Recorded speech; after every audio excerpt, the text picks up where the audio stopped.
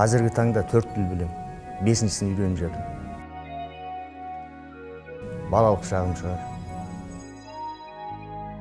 Алғашқы табысым 17 жасымда мектепте мұғалім болып жұмыс істедім, сондағы бірінші алған айлығым. Мұқағали Мақатаев және ол кісіге айтатыным көп еді, сұрағым көп еді. Осы жақында театрда сомдалған, қойылған Тоба қойылымындағы Көсем Аққу. Қане тынышталыңдар, бәрін естіп, бәрін көріп тұрмын.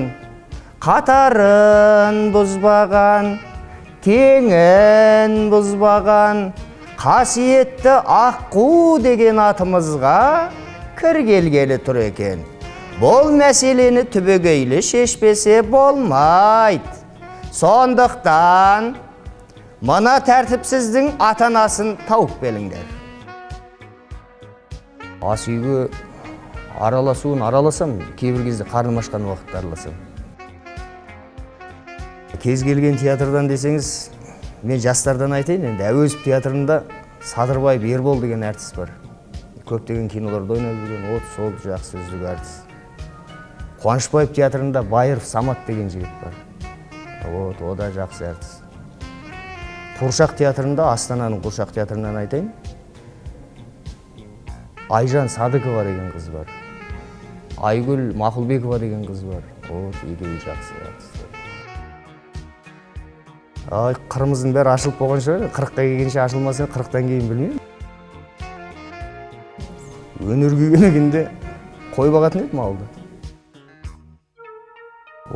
Балаларымды еркелетем, енді балаларым өңшең қыз балалар болғаннан кейін оларды еркелетпесе болмайды. Жаным, күнім,